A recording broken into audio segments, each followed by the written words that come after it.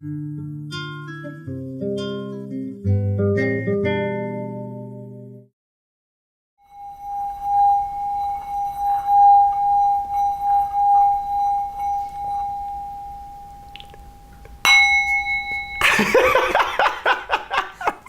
journey into becoming a monk. We did that once already. It's like ground. Yeah, we did that once. That was part 2. We recorded that once already. And anyway, hello, welcome to Simon on the Sofa. And today I'm with my friend for a long time now is Sarah. Hello, Sarah. Hi, Simon. How are you? How are you? Nice to meet you again. Nice to see you. Nice. When you meet someone for the first time, yeah, you say nice to meet you. Yeah. And then after that you say nice to see you again, isn't it? Yeah, nice to see you again. Guess where I got that from? Where? Eat, pray, love. Eat, pray, love. Is that what they say? Nice to see you again. Yeah, it's true. And you know, I've made a friend in France, and he's very much into the Mongolian people, and so on. And also they say, he was telling me, the Inuit people and so on, they say whenever they leave you, or they only say, I'll see you in an hour. Really? So they always say, I'll see you in an hour. That's their way of... So basically, whenever they meet you again, they pick up from the exact same spot. There's no like distance. Yeah. He was telling me. So yeah, I don't know any, so I can't confirm that. So okay, you know, thank you so much. Thank you. I don't know why that come up, but thank you so much for sitting with me, sitting here, for babysitting me. Yeah, I've become a babysitter now. Just for the... Started looking after my nieces and nephews' kids. Are you? Next will be my grandkids. Yeah, soon it'll be me. Yeah. But how are you? I'm just coming around for some babysitting. I just want some connection. So you know, thank you for letting us come on tour to your house, to your flat, and sitting with you. So like as we said before, what, you know, how are you feeling? What would you like to talk about? I know we sort of mentioned about something on the phone. Yeah, we talked about change. Yeah. But I think I'm gonna do. I'll start with the question again. Why did you choose me? Okay, why did I choose you? Okay, perfect. And because you're the one. Yeah, we did that. But I still got to laugh. Yeah. I'm loving this. It's like, I wonder if I can say the same thing and then create the same experience. So why did I choose you? I'm going to, you know, purely on our, I think, not like I said before, but it's very much about the connection that we've had through our own personal experience together as friends. So we've been with circles, like I met you through Lucy and stuff like that, but very much me and you created our own friendship. Yeah. You know, from that first time that we met, and we've we've had some really, I think, powerful conversations that have benefited me and you know, and benefited you. Every time we've spoken, and I've always felt that there's. And I know you said this, I'm going to steal this from you, but I know you almost felt that sometimes we haven't connected as much as we could have. Yeah. But when we have, it's been really, really nice. Yeah.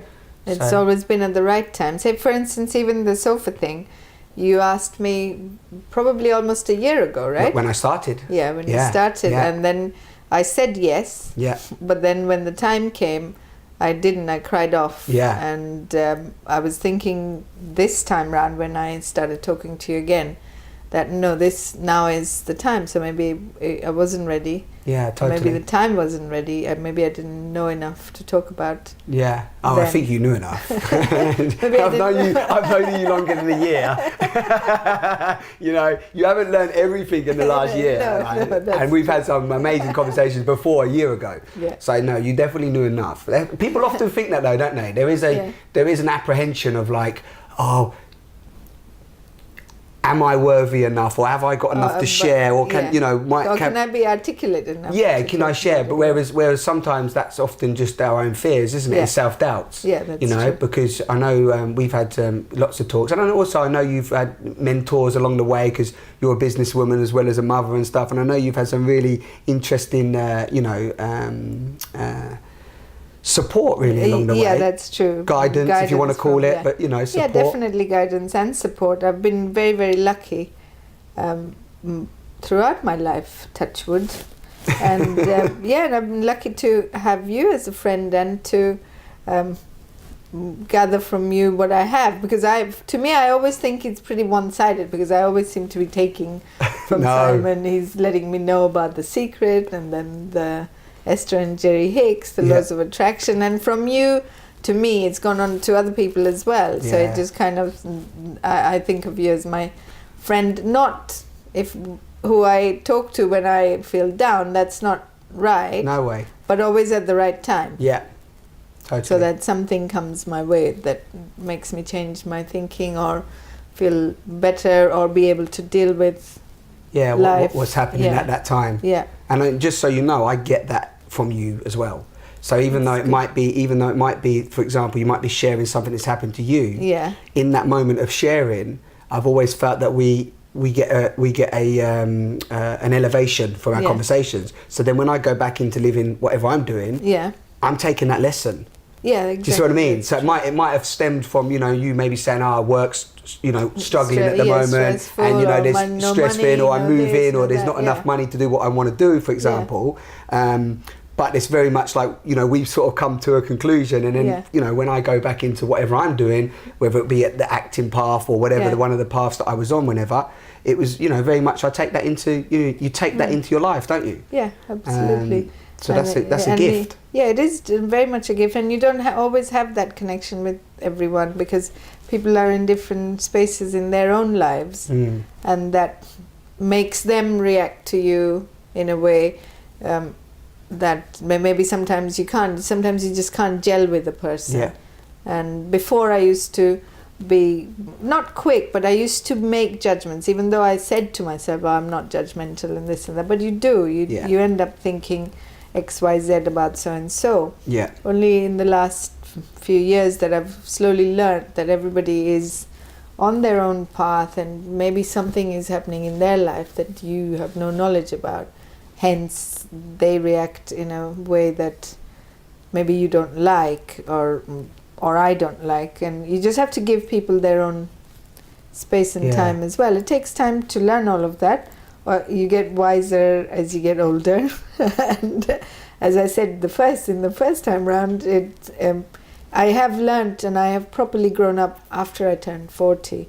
Before that, life was quite different. Just the way I saw life and behaved and acted on things. There were certain things that I've always been, like working hard and looking after family and all of that, but a lot of other things, friendships and I actually also extended family. I wasn't very close to them, and as I've grown older, I've realized the importance of connection and keeping that connection.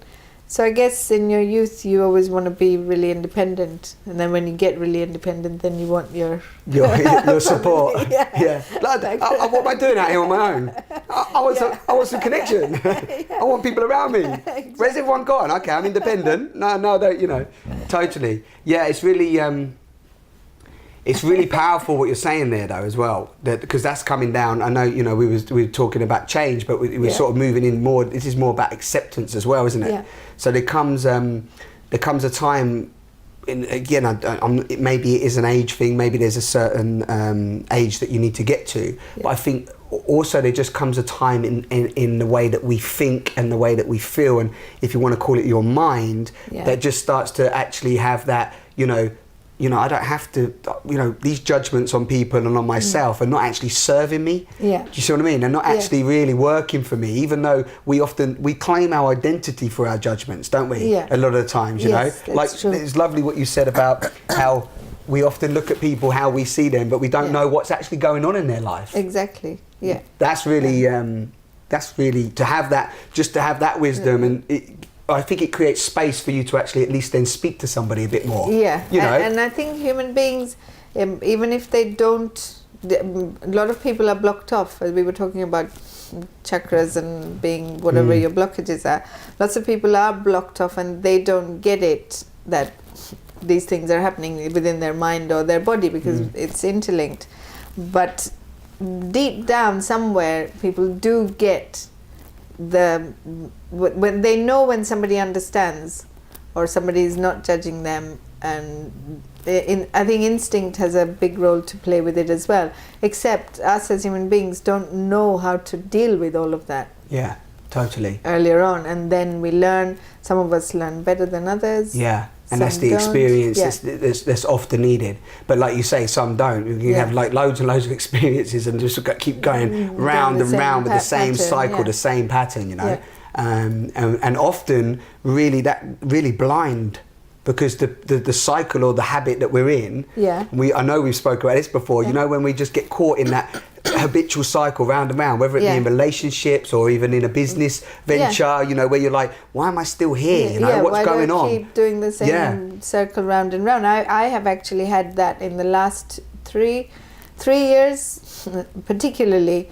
I've had luckily a few breakthroughs in all of that, in business, in my relationship with my dad, in my relationship with my son, with my daughter. So I've finally had breakthroughs where both parties now kind of accept each other. With business, the same thing. I did a lot of wrong things, but I thought, okay, if I just keep trying, it works. But it doesn't. No, because you're beating your head against the wall a lot of the times. Yeah, and then I was lucky enough to find an amazing mentor, Jeff Gilbert. He's 60 plus, and he worked in the music industry for many years, and then he has, after retiring, I think he consults creative businesses. Okay. And he's become like part of the family. In fact, it was his birthday 2 days ago, and I wished him, left a message for him, and he called me back the next day and he said, guess what?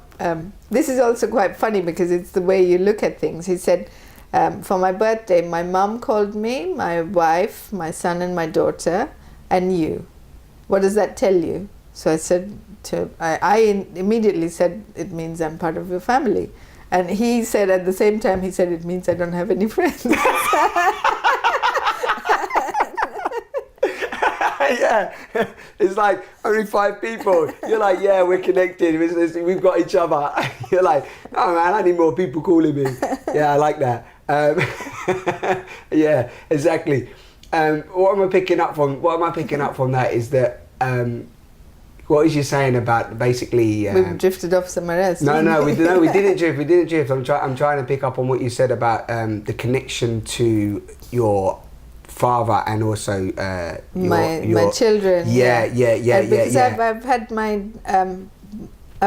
quite a fraught relationship with my father most of my adult life, because he left my mum when I was 10, and for many years I was really angry, but I didn't really express any of it, because he came in and out of our lives as he pleased, really.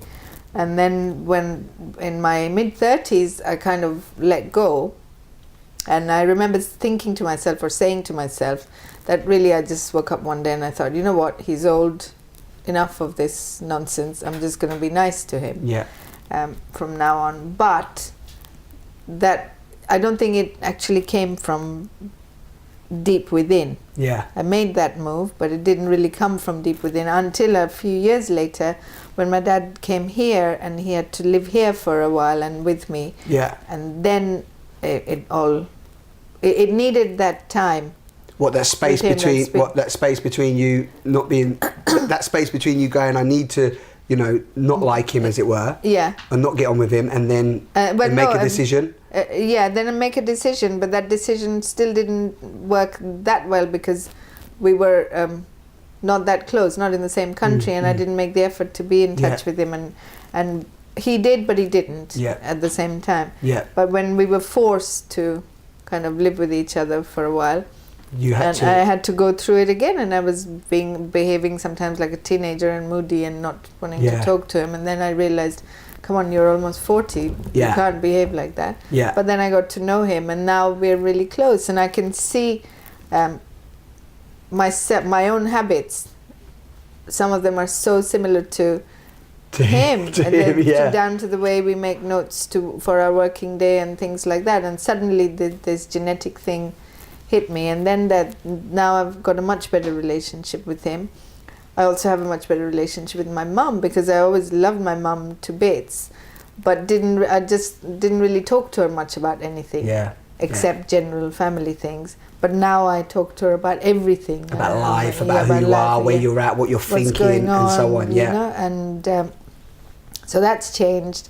I work a lot better with my son. You know Hash, who I work with. Yeah. We've been in business together for since 2004. So that'll be, what, 7 years? Yes, almost 7 years, yeah. Almost 7 years. In April it'll be 7 years. So we've been through our ups and downs as well. And I'm proud to say he's now a man. Yeah. And for the longest time I treated him like a kid. For ages, even up to 3 years ago. Until one day finally he said, because I would always say, okay, the kids are doing this or the kids are doing that. Then one day he just said to me, not in front of everyone, privately, he said, Mum, you got to stop calling me a kid. I'm not a kid anymore. Yeah, I'm an adult. So, yeah, I'm an adult, I'm a man. So that made me, in fact, my ex-husband, his dad also said to me, look, he's a man, you have to treat him like a man now. Yeah. So that, learned that.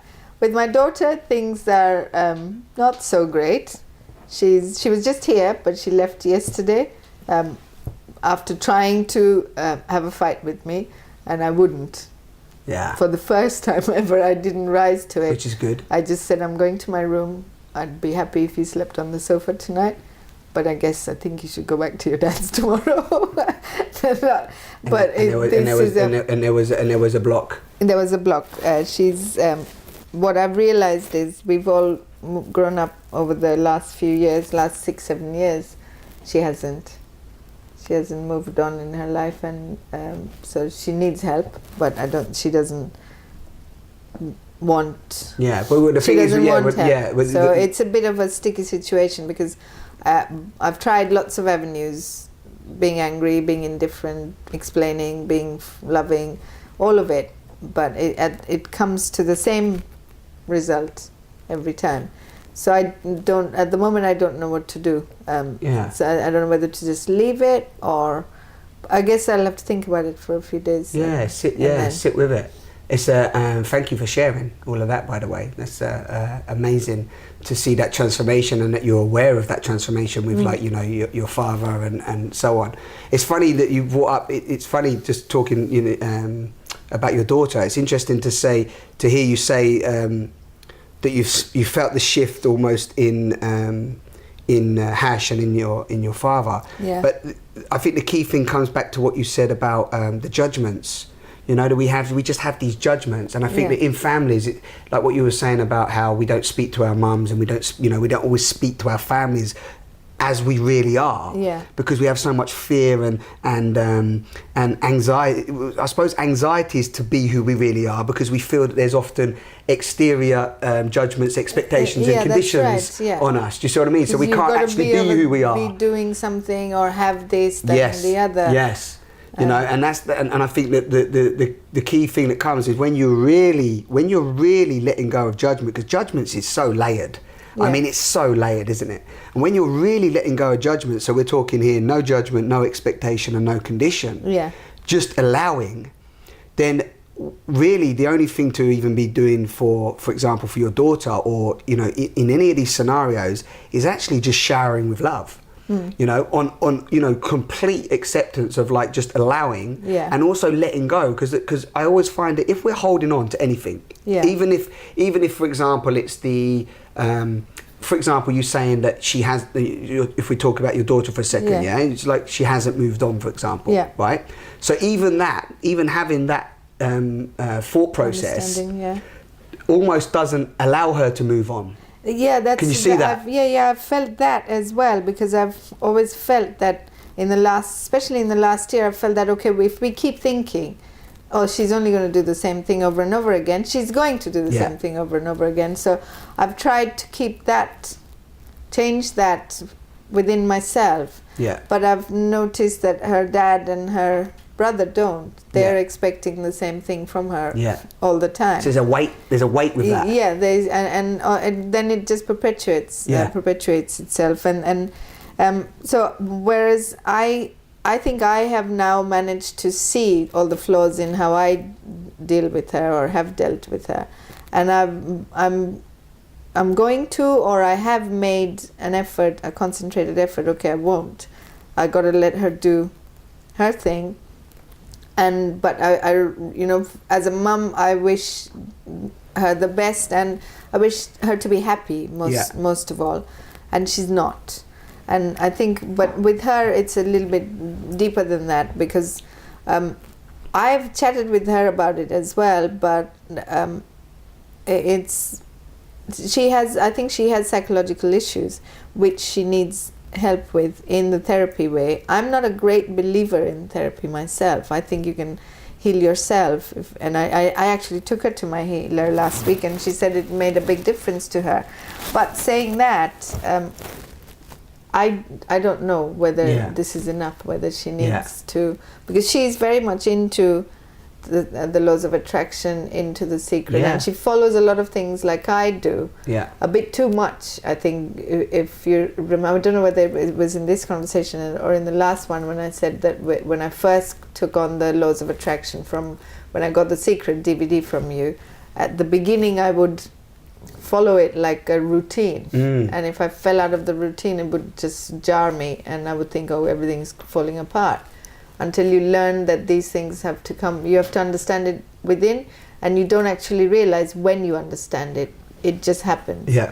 And then suddenly you're at peace, and you know, okay, I get it. Now I get it. The formula seems to work. You have like an experience that gives you the understanding at that point.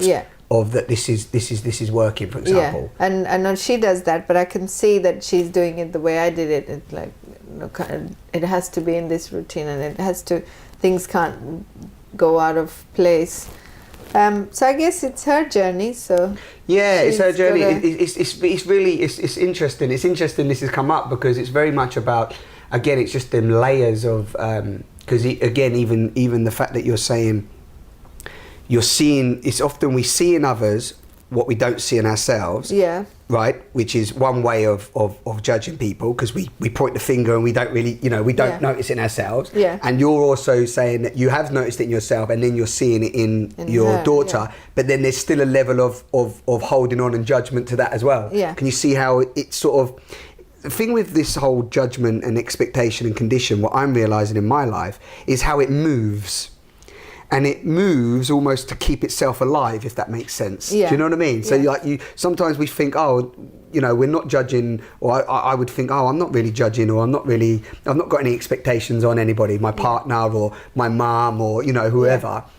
And then you go along with that for a while, but then certain things crop up which don't make you feel very good, you know, like you get, I don't know, maybe a little bit, just that vibe, you know, when you feel a vibe between somebody, it's just something, you know, when we're in harmony, and we know when we're in conflict. And like, obviously, you know, you're having a conflicting experience at the moment. So, you know, it's the same whenever I'm in that conflicting space, it's always because of me. Do you see what I mean? It's never the other person. And even if the other person is really doing something as well, the irony is that their realization needs to be that it's because of them as well.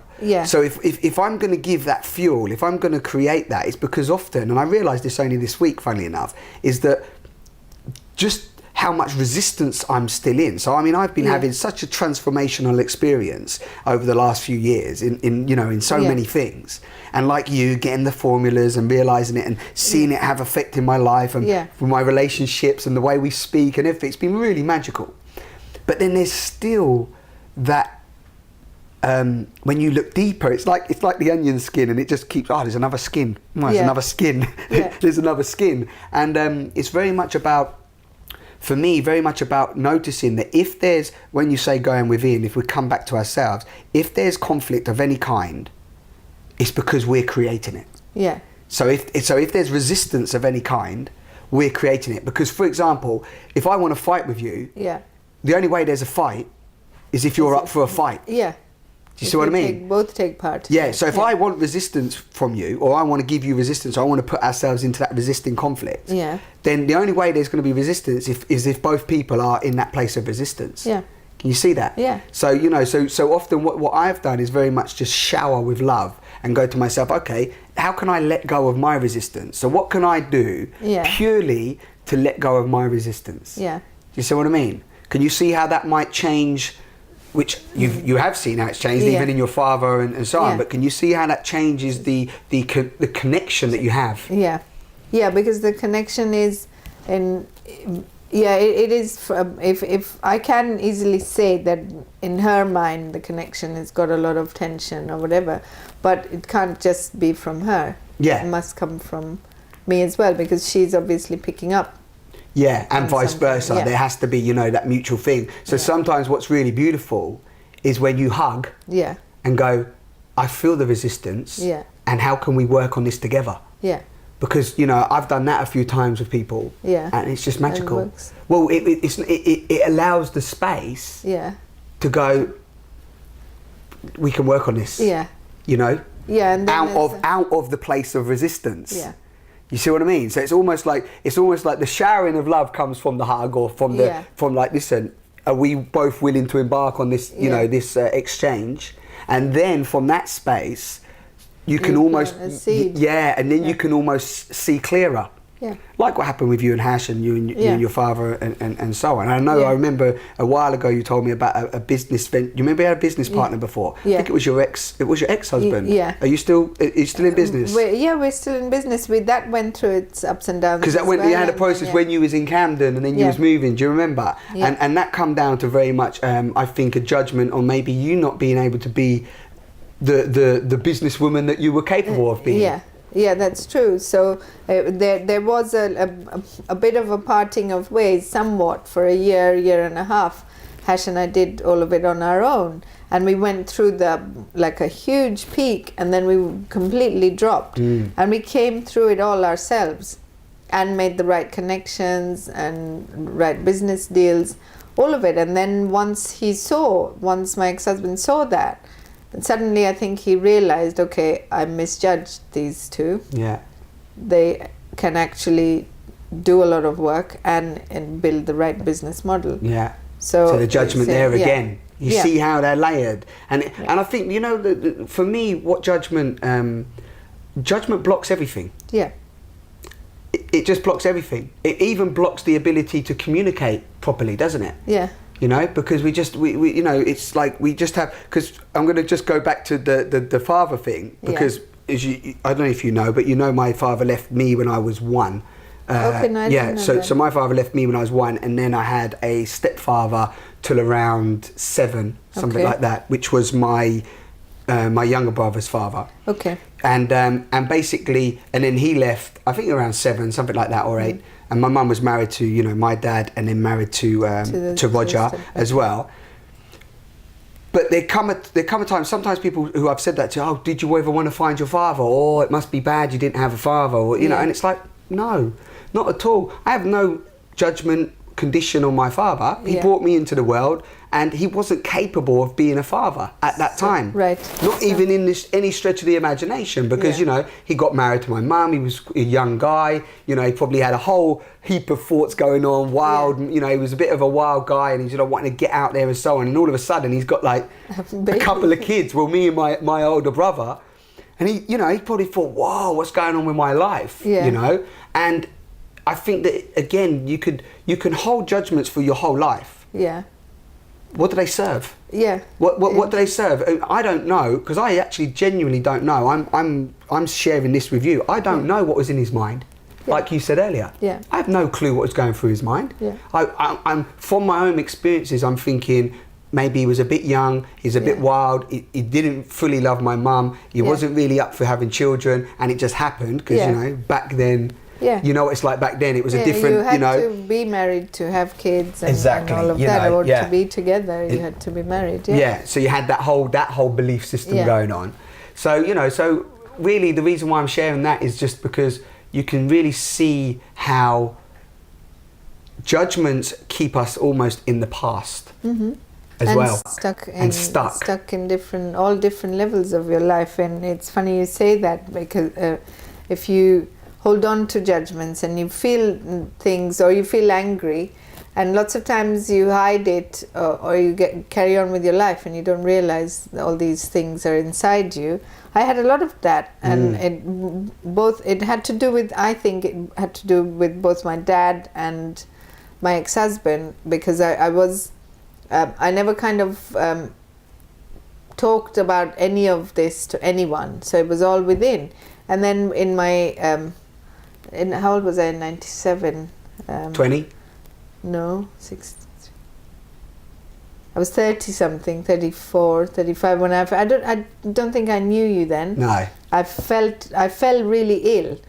I got an autoimmune disease called adult Still's disease, which had me bedridden for almost 2 years of my life. Okay. And no, you never shared that. And they actually, it's something really rare. It's a genetic mutation, but it happens through stress.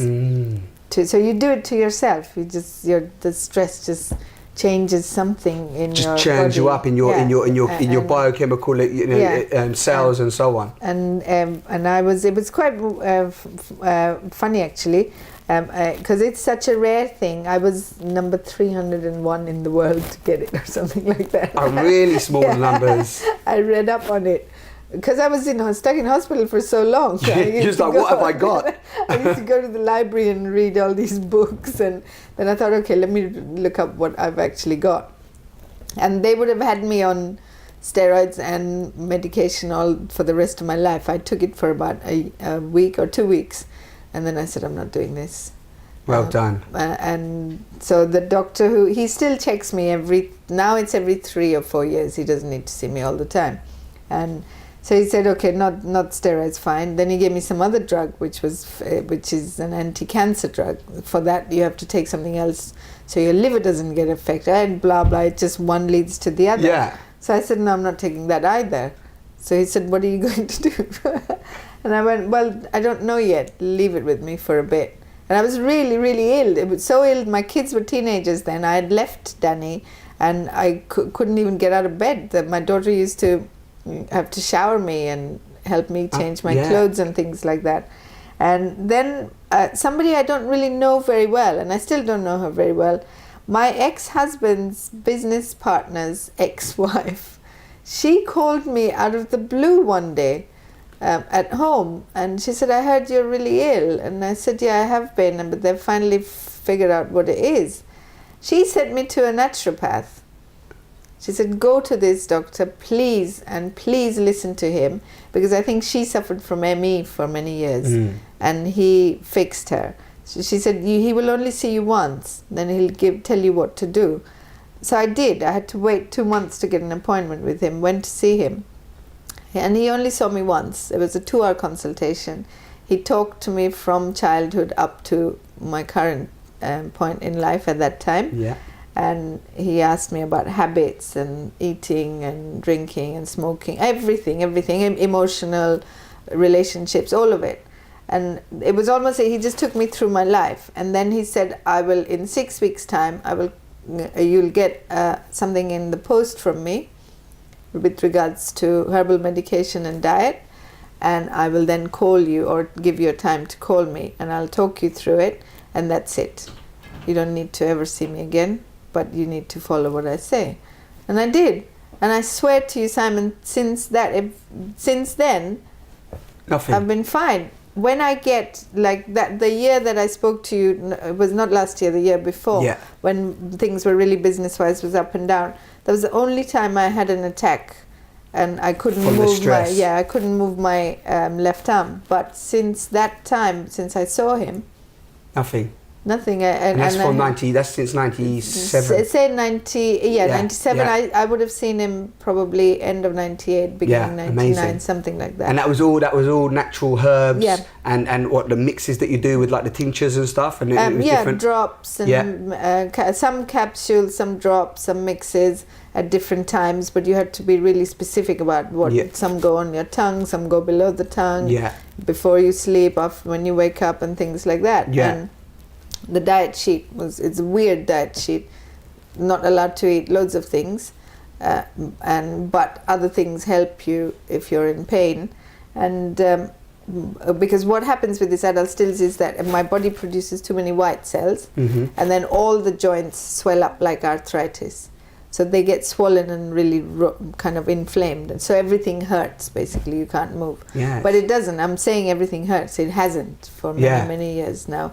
So that we started talking about this from the judgment thing, or totally. what it does to your body. Well, yeah, and also when you're holding on to that pain. Yeah, more importantly, because moving things, into just holding on to stress and not releasing it. Yeah. And that's so powerful. I mean, we're talking, I mean, not just this disease, but I mean, you think of everything. You think of the emotional stress that we hold in. Because if our cells are just receptors to the experience that we're having, if we're having stress at work, or we're having stress in a relationship, or past relationships, or like you said, holding on to the fact that you was left as a child, or whatever it is, that is creating your reality now. Yeah. You know, from your immune system breaking down to catching diseases, whether it be cancers, osteoporosis, the disease you're mentioning, you know, and so on. Yeah. It's powerful. We're actually really vulnerable to that, aren't we?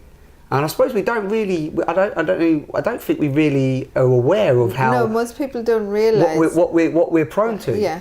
What happens when you, and it all comes from thoughts. All of it is from thoughts and feelings. Destructive That's the thoughts. other thing that I learnt about feeling, that you have to actually feel. You might think a lot, you might be intellectual and intelligent, but you also have to feel with it. Otherwise it doesn't make any, not even a dent in your life, because you haven't had the experience. So it's okay going, oh, you know, I've read 105 self-help books and I know that, you know, I know that love is the way, or whatever it is, or positive thinking is the way, but all day long you're going to work going, I'm ugly, I hate my job, people hate me, I've got no friends, you know, well, I'm never going to amount to anything. Do you see what I mean? It's like, because we often it's really interesting as well that you're saying about, because positive thinking is quite an interesting thing, because I started my path on positive thinking. You know, very much, you know, carpe diem and saying, you know, saying positive things every day, and you know, and so on. But it's really, really interesting, because positive thinking is, like you said, on the surface, it can be very intellectual. It's like, remember we spoke about affirmations. Like affirmations, people go, affirmations, if I say every day that I like myself, but I don't, how is that working? Well, the point is it has to click into the emotional experience of the feelings, that you start to actually change the way that you're thinking. You know, and the way that you are talking to yourself. So you're not, you know, how many times, you know, people go, yeah, how you feeling? Yeah, I'm feeling really well. Yeah, everything's going good, you know, just got myself a new job. But really what they're thinking, if you cut away, and that's what this communication's about, you cut away the happy cover up. You know what I mean? The I'm sure nobody wants, all is well. I'm sure nobody really wants to know how I'm feeling. So if you go deeper than the cover up, you realise that what they're actually saying is, I hate the job I've got. I'm not happy in the life that I'm doing. I want to do more things, or, you know, I want more money, or, you know, I want a nicer experience, a better partner. Do you see what I mean? So and I think that's like, I sort of use that, like, that is the disease breeding place. Thinking, Would you agree? Do you see what I mean? Because even though this might be like the oh yeah, everything's okay here, under here you've got this whole like bed of that's the resistance. It keeps coming up. Whereas if, like you said, you share it. Did you when you got that picked up that disease, from that transformation that you took the herbs and stuff, which obviously assisted you, give you some inner strength. Was there anything else you did? Did you start sharing it? Did that help, or did you still hold on to it at that time? No, at that point as well, I wasn't very emotionally intelligent then. I looked after myself and I fixed my body, and that's when I really got into exercising, gymming and all of that. So I really looked after myself physically, but mentally I didn't. Because even then, at that point my relationship with my dad was still not that great. With the kids were fine, because the kids were kids. But in my personal life, I was still in I'd gone from being married, and then I was single not for very long, and then if you remember, I went into the relationship with Savage, and yes. that was that's bad when I met one. you. Well, that's when I met coming you. to the end of that. Yeah, towards the end of that you met me. So for the 5 or 6 years that took place, that wasn't at the time. It was not very good for me. It was, in fact, some of the most painful times of my life. But saying that, I think it couldn't have happened any better for me either. Exactly. At the same time. In hindsight. Yeah, in hindsight for sure, because all the friends I've met from that time, being around there where I was, have worked out for me personally, friendship-wise, business-wise. I made a lot of contacts then, and it finally emotionally made me much more intelligent than I was. Yeah. I wasn't for that many, experience many years. you needed. Yeah. Yeah. It was needed, and it really made me. It had my. It took me in some kind of bad places with my kids as well, because I didn't really give them that much time. I was too immersed in my life and my relationship, and then afterwards I realized. But hopefully I've put it to right with them as well, because for the longest time I couldn't really talk to them about it, until finally I realized, no, you have to say sorry for if you think you've done something wrong. So I did. I've apologized to both of them for the lack of my time. Amazing. At that period. And as it turns out, for that, they're both fine with me. I don't know what, for other reasons. My like I said, with Hash, it's all kind of, now I think it'll be smooth sailing from now on, hopefully. If Hash is watching this, he's like, I'm not sure about that, Mum. Yeah, I'm not sure. We'll have a meeting on that on Friday at 2 o'clock. He probably would say that. Yeah, I know him a little bit. But I think with your daughter as well, I think it's. I think there's going to be a shift. She's got a lot of anger issues, and it's mainly with me. Yeah, so and I've got to figure out what it is. Well, you know, you know deeply. Yeah. If you sit with that, it's gonna. Sometimes just asking her, really asking her. Yeah. You know what she's feeling, where it's coming from. You know, because if you come from that place of no judgment. Yeah. And just be there now, because you don't need to prove anything. Yeah. You've had your journey. You don't need to prove anything, and just really be there for a supportive beacon. Yeah. You know, and I can see some changes coming. Yeah. Which is what we started on, the talk of changes. Yeah. Oh, we did. Did we start on changes in the end? We sort of did. Kind of. Yeah. We started off with that. Yeah. And but can you see that the change? I really want to share this if we've got time. Is that to know how you feel on this.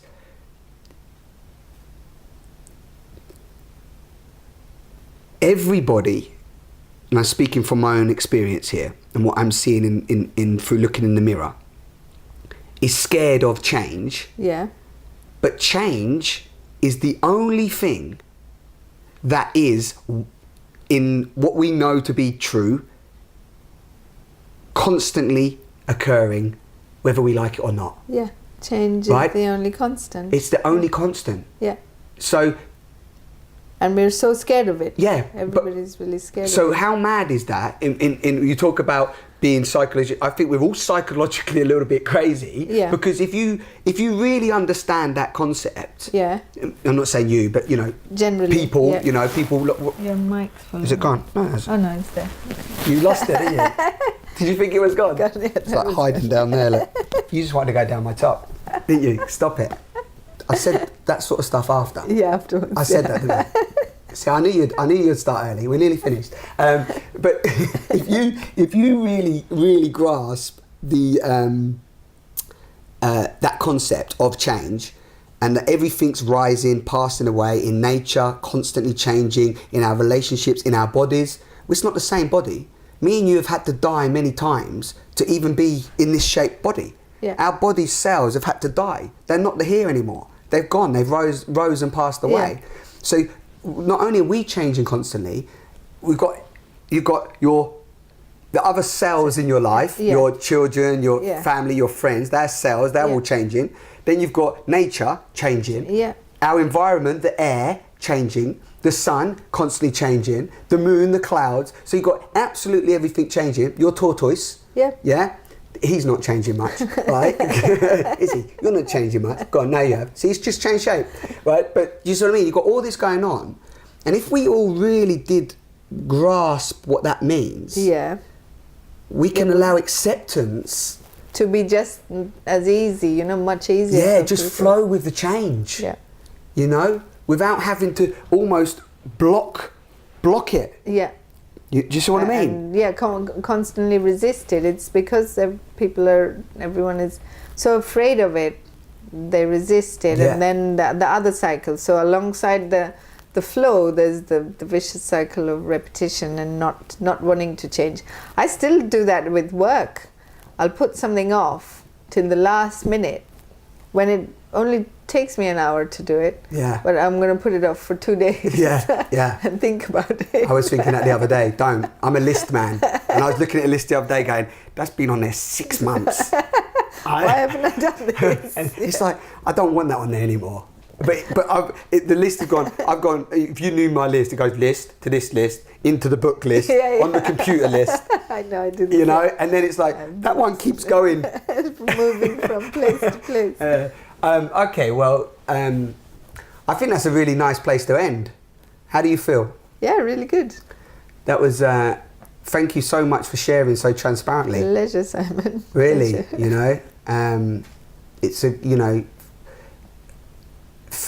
for me, this type of sharing, because I think that we've even got to know each other better just yeah. from this hour or whatever we've been For speaking sure. for. And you said a beautiful thing when we come into your apartment today, and you said about Facebook and how everybody's collecting friends, and we don't actually have friends. We don't actually have friends, or the connection that everybody's trying to create through having all these friends. Yeah. But we're just on the computer. Yeah. And I don't think there's anything better than this. Yeah. Is there? No, absolutely not. I totally agree. Interaction, face to face is much nicer. Yeah. You know, seeing you and not having seen you for nearly a year, so but I like really you love said, seeing like you. the Inuits. It's like we saw each other an hour Yeah. ago. That was a long time ago. Yeah, totally. Yeah, yeah. So thank you. Pleasure. It's a hug. Thank you very much for sharing. Thank you. No problem. Okay. It's a wrap. There you go. It's a wrap. I'm not even going to say thank you for joining us as always. Oh no, it didn't even work. There you go. Someone's going to be a monk. Take care.